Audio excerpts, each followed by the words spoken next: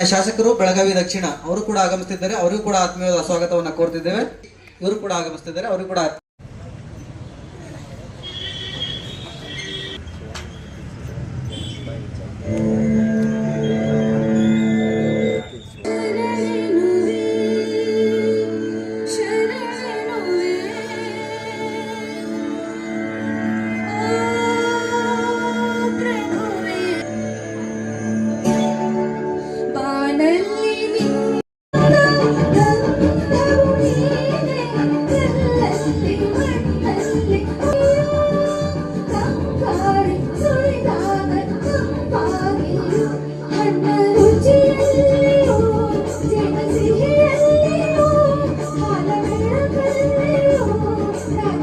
ದುರುಂಡೇಶ್ವರ ಪಾದಗಳಿಗೆ ನಮಸ್ಕರಿಸುತ್ತಾ ವೇದಿಕೆ ಮೇಲೆ ಆಸನರಾಗಿರ್ತಕ್ಕಂಥ ಶ್ರೀ ನಿಜಲಿಂಗೇಶ್ವರ ಸ್ವಾಮಿಗಳಿಗೆ ಪಾದಗಳಿಗೆ ನಮಸ್ಕರಿಸುತ್ತಾ ಇವತ್ತಿನ ಕಾರ್ಯಕ್ರಮ ಸ್ವಚ್ಛ ನಡೆಸೋಸಿ.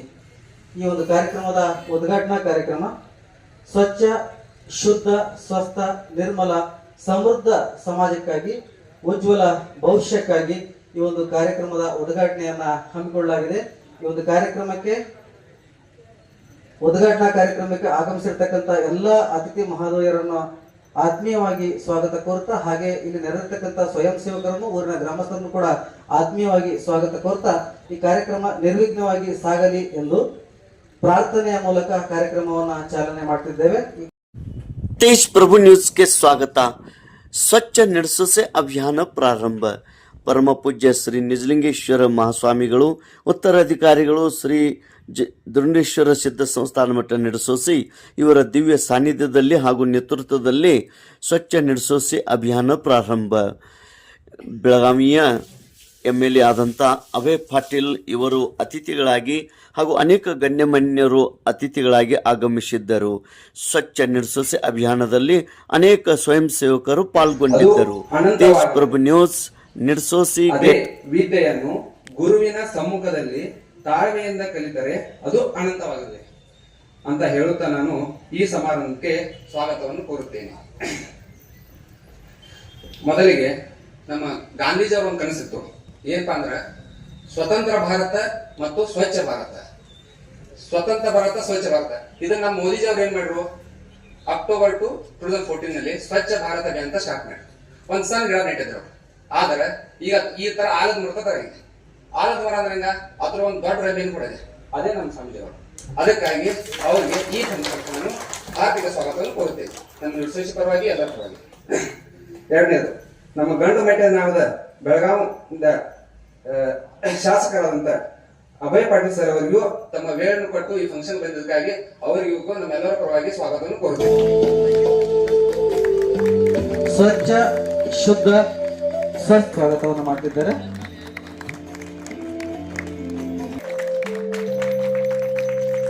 ಹಾಗೆ ಮತ್ತೋರ್ವ ಅತಿಥಿಗಳಾಗಿ ಕೂಡ ಜೋರಾದ ಚಪ್ಪಾಳೆ ಮೂಲಕ ಸ್ವಾಗತವನ್ನ ಕೋರಬೇಕಾಗಿ ಯುವರಾಜ್ ಕೋತ್, ಶ್ರೀ LK ನವರಾಜ್ ಮತ್ನಾಳ್ ಇವರು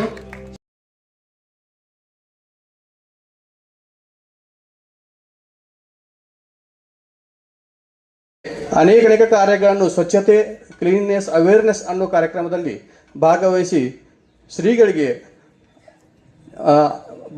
ಅನೇಕ ಅವಾರ್ಡ್ಗಳು ಹೀಗಾಗಿ ಅವು ಬಂದಿರುತ್ತವೆ.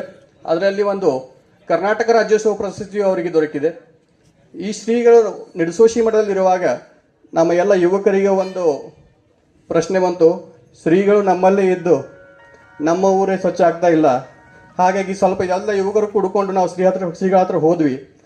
ಬುದ್ಧಿ ನಾವು ಇನ್ನು ಸ್ವಚ್ಛ ನಿಡಸೋಶಿನ ಚಾಲೂ ಮಾಡುವ, ಯಾಕಂದರೆ ಸ್ವಚ್ಛ ಸಂಕೇಶ್ವರ ಆಯಿತು, ಸ್ವಚ್ಛ ಮಂಗಳೂರು ಆಯಿತು, ಈಗ ನಿಡಸೋಶಿಲಿದ್ದೀವಿ ತಾವಿದ್ರಿ, ಇನ್ನು ಮುಂದೆ ನಾವು ನಿಡಸೋಶಿ ಹತ್ರ ಸ್ವಲ್ಪ ಗಮನ ಕೊಡುವ ಅಂತ ರಿಕ್ವೆಸ್ಟ್ ಮಾಡಿದಾಗ ಅದರ ನೀವು ಯುವಕರೆಲ್ಲ ಮುಂದಾಗ್ರಿ, ನಾವು ಮಾಡುವ.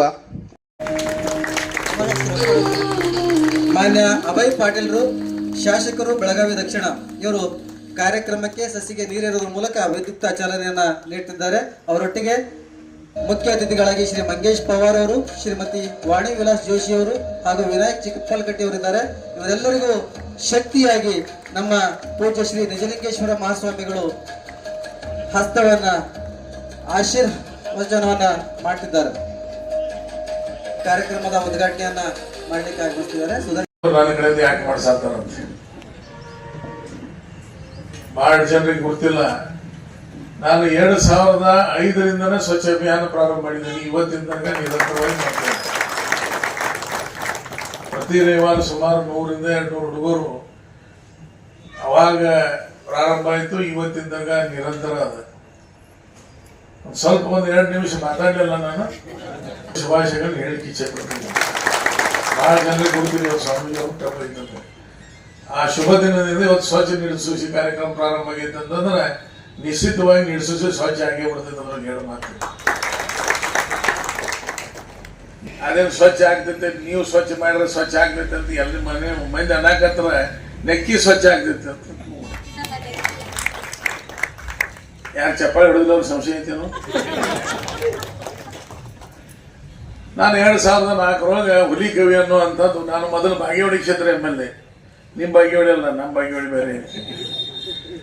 ಅಲ್ಲಿ MLA ನಾನು 2004 ಬಂದೇ ಸಲ. ಆಮೇಲೆ 2008 ಬೆಳಗಾವಿ ದಕ್ಷಿಣದಿಂದ ಇವತ್ತಿನ ತನಕ ಅಲ್ಲಿ MLA ಅದ. ಅಲ್ಲಿ ಒಂದು ಹುಲಿ ಕವಿ ಅನ್ನುವಂಥದ್ದು ಒಂದು ಆದರ್ಶ ಗ್ರಾಮ ಮಾಡ್ಬೇಕಂತೇಳಿ ಅದಕ್ಕೆ ನಾವು ಶ್ರಮದಾನ ಅಂತ ಹೆಸರಿಟ್ಟಿದ್ವಿ. ಮುಖಾಂತರ ಮಾಡ್ಬೇಕಂತ ಹೇಳಿ ಮೀಟಿಂಗ್ ಮಾಡಿ ಊರುಗೌಡರು ಒಂದು ಪಕ್ಷದವರು, ಮತ್ತೊಬ್ಬರು ಮತ್ತೊಂದು ಪಕ್ಷದವರು, ನಾವೊಂದು ಪಕ್ಷದವ. ಆದ್ರೆ ನಾವು ಅಲ್ಲಿ ಏನು ಒಂದು ಕಂಡೀಷನ್ ಮಾಡಿದ್ವು ಅಂತಂದ್ರೆ, ಮೊದಲ ಅಭಿಯಾನ ಮಾಡೋಗಿದ್ದು ಮೊದಲ ಶಾಸಕರು ಈ ಅಭಿಯಾನವನ್ನು ತಗೊಂಡು ಪೂರ್ಣ ಯಶಸ್ವಿ ಆದ ನಂತರ ಚುನಾವಣೆ ಸಮಯದೊಳಗೆ ಓಟ್ ಕೇಳಕ್ಕೆ ಊರಿಗೆ ಬರಬಾರದು. ಯಾಕಂದ್ರೆ ಯಾವ್ದೇ ರಾಜಕಾರಣಿ ಯಾವ್ದೇ ಕೆಲಸ ಮಾಡಿದ್ರೆ ಎದ್ರ ಸಂಬಂಧ ಮಾಡ್ತಾರೋ, ಓಟ ಕೇಳಕ್ಕೆ ಬರಲಿಲ್ಲ ಅಂದ್ರೆ ರಾಜಕಾರಣ ಇಲ್ಲಿ ಬಂತು. ಆಮೇಲೆ ವ್ಯಸನ ಮುಕ್ತ ಗ್ರಾಮ ಇರಬೇಕು, ಪಟ್ಟಿ ಅಂಗಡಿಯಾಗ ಸಿಗರೇಟ ಬೀಡಿ ಗುಟ್ಕಾ ಇರಬಾರ್ದು, ನಾನ್ ವೆಜ್ ಶಾಪ್ಸ್ ಇರಬಾರ್ದು, ಸಿರೆ ಅಂಗಡಿ ಇರಬಾರ್ದು ಅನ್ನೋ ಅಂಥದ್ದೆಲ್ಲ ಇರಬಾರ್ದು. ಮತ್ತು ಚುನಾವಣೆ ಒಳಗೆ ಯಾವುದೇ ರಾಜಕೀಯ ಪಕ್ಷದಿಂದ ಯಾರೂ ಪ್ರಚಾರ ಮಾಡಬಾರ್ದು. ಅವರೇ ಬಂದ ಕೇಸ್ ಒಂದು ಕಟ್ಟಿ ಮ್ಯಾಗ ಭಾಷಣ ಮಾಡಿ ಹೋಗ್ಬೇಕು, ಯಾರಿಗೆ ಓಟು ಯಾರು ಬೇಕಾದವ್ರು ಹಾಕ್ಬೋದು ಅನ್ನೋಂಥ ಕಂಡೀಷನ್ ಇತ್ತು. ಊರಾಗ ಒಂದು 10 ಮೀಟಿಂಗ್ ಆದ ನಂತರ ಒಂದು ದಿವಸ ಶನಿವಾರ ದಿವಸ ಎಲ್ಲರೂ ಕೂಡಿ ಫೈನಲ್ ಮೀಟಿಂಗ್ ಮಾಡಿದ್ವಿ. ಸೋಮವಾರದಿಂದ ಅಭಿಯಾನ ಪ್ರಾರಂಭ. ಪ್ರತಿಯೊಂದು ಮನೆಯಿಂದ ಒಬ್ಬ ಗಂಡ್ಮಗ ಒಬ್ಬ ಹೆಣ್ಮಗಳು ಪ್ರತಿ ದಿವಸ ಬರಬೇಕು. ಸುಮಾರು 1 ವರ್ಷ ತನಕ ಈ ಅಭಿಯಾನ ಮಾಡಿ ಆದರ್ಶ ಊರು ಮಾಡ್ಬೇಕಂತ ಎಲ್ಲರೂ ಬಂದರು. ಭಾಷಣ ದೊಡ್ಡ ಎಲ್ಲರೂ. ಅದು ಈ ಊರು ಹೆಂಗಾಗ್ತೈತೆ ಅಂದ್ರೆ ಸುತ್ತಮುತ್ತ ಹಳ್ಳ್ಯಾನವ್ರ 1000 ಜನ ಬಂದಿದ್ರು. ಆ ಊರ ಒಂದು 700-800 ಜನ ಅಂತಾರೆ. ಅದ ಒಂದು 2 ಯಾವ ಊರಾಗಿ ಹಾಕಿ ಹೋಗ್ಬಾರ್ದು, ಯಾರೂ ಇಲ್ಲ. ಆಮೇಲೆ ನಾನು ಆಯ್ತು ಗೌಡ್ರು ಇರುವಾರ ಬಿಡ್ರಿ, ಏನು ಕೆಲಸ ಚಾಲೂ ಮಾಡೋದು ಹೇಳಿ ನಾನು ಅವರು ಕೂಡಿ ಕೆಲಸ ಒಂದು ಓಣೆಗಿಂದು ಗಡ್ರ ಕೆಲಸ ಪ್ರಾರಂಭ ಮಾಡಿದ್ದು. ಸರಿ ಮಧ್ಯಾಹ್ನ 1 ತನಕ ಮಾಡಿ ಗುಡಿಯಾಗ ಊಟ ಮಾಡಿ ನಾವು ವಾಪಸ್ ಬಂದ್ವಿ. ಮತ್ತು ಮುಂದಿನ ವಾರ ನಿರಂತರ 6 ವಾರ ಅವರಿಬ್ಬರ ಮಂದಿ ಕೂಡಿ ಕೆಲಸ ಮಾಡಿದ್ವಿ. ಕೆಲವೊಂದು ಮಂದಿಗೆ ಅನಿಸ್ತು ನೀವು ಫೋಟೋ ಸಂಬಂಧ ಬಂದಿಲ್ಲ, ಕೆಲಸ ಮಾಡಕ್ಕೆ ಬಂದಾನ ಅಂತೇಳಿ ಒಂದು 5 ಜನ ಕೊಟ್ಟರು.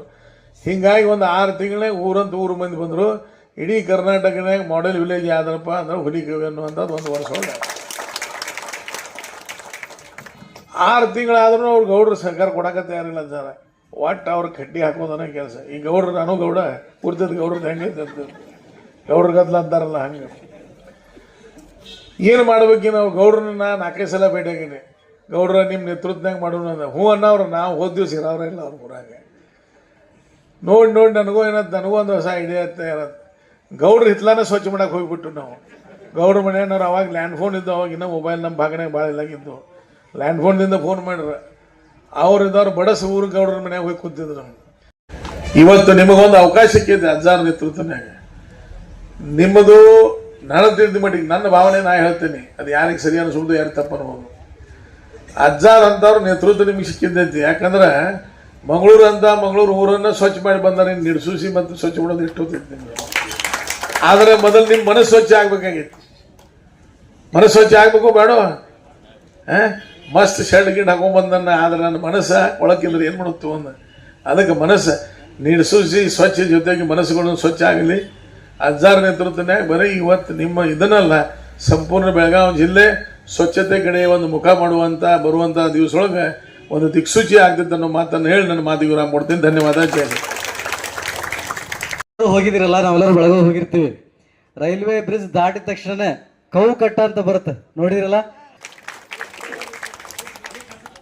ಅದು ಕಸ ರುಚಿಯಾಗಿ ಕೊಡುವಂತ ಕವು ಕಟ್ಟವನ್ನ ಮಾಡಿದ್ದಾರೆ. ಅಲ್ಲಿ ಹೇಳ್ತಾ ಇದ್ರು COI ಅಂತ ಇರುತ್ತೆ, COC ಅಂತ ಇರುತ್ತೆ. CO ಸರ್ಕಲ್, ಆ ಸರ್ಕಲ್ ಒಂದು ಪಾಯಿಂಟ್ ಇಟ್ರೆ ಅದು COC, ಅದು ಕನ್ಸರ್ ಅನ್ನೋ ದೃಷ್ಟಿಯಿಂದ ಮತ್ತು ಎಲ್ಲ ಇಕೋ ಫ್ರೆಂಡ್ಲಿ ಪ್ರಾಕ್ಟೀಸ್ಗಳನ್ನ ನಾವು ಇಟ್ಕೊಂಡಿದ್ವಿ. ಇಕೋ ಫ್ರೆಂಡ್ಲಿ ಪ್ರಾಕ್ಟೀಸ್ ಅಂದ್ರೆ ಈ ಪ್ಲಾಸ್ಟಿಕ್ ಬಳಕೆಯನ್ನು ಸ್ವಲ್ಪ ಕಡಿಮೆ ಮಾಡ್ಕೊಳ್ಳೋದು. ಈಗ ನೀವು ನೋಡ್ಬೋದು, ಪಾಟ್ಗಳನ್ನ ಇಟ್ಕೊಂಡಿದ್ದೀವಿ, ನೀರಿಂದು ಕೂಡ ಮಣ್ಣಿಂದ ಉಪಯೋಗ ಮಾಡ್ಕೊಂಡಿದ್ದೀವಿ, ಆಮೇಲೆ ಗಿಡ ನೆಡೋ ಕಾರ್ಯಕ್ರಮಗಳನ್ನ ಮಾಡ್ತಾ ಇದ್ದೀವಿ. ಇವೆಲ್ಲ ಸ್ವಲ್ಪ ಗ್ರೀನ್ ಇನಿಷಿಯೇಟಿವ್ ಅಥವಾ ಇಕೋ ಫ್ರೆಂಡ್ಲಿ ಪ್ರಾಕ್ಟೀಸ್ಗಳು ಅಂತ ಇರ್ತಾರೆ. ಆದಷ್ಟು ಪ್ಲಾಸ್ಟಿಕ್ ಬಳಕೆಯನ್ನು ಕಡಿಮೆ ಮಾಡೋದು. ಪೂರ್ಣ ಅದನ್ನು ನಿಲ್ಲಿಸ್ಲಿಕ್ಕಂತೂ ಸಾಧ್ಯ ಇಲ್ಲ, ಕಡಿಮೆ ಮಾಡೋದು. ಆದರೆ ಪ್ಲಾಸ್ಟಿಕ್ ಬಳಕೆ ಮಾಡಿದ್ರು ಕೂಡ ಅದನ್ನು ನಾವು ವ್ಯವಸ್ಥಿತವಾಗಿ ರೀಸೈಕಲ್ ಕಳಿಸ್ಬಿಟ್ರೆ ಏನೂ ಸಮಸ್ಯೆ ಇಲ್ಲ.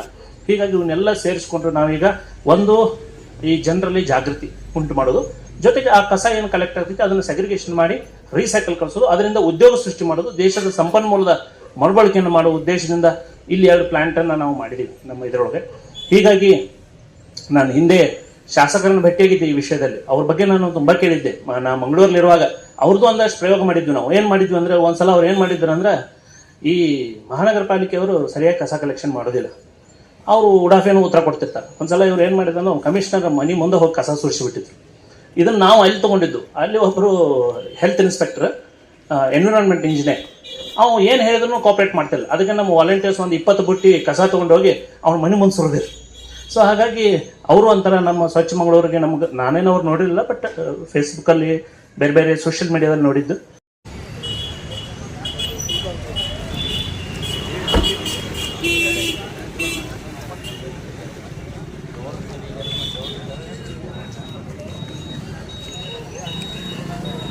ಬರ್ರಿ.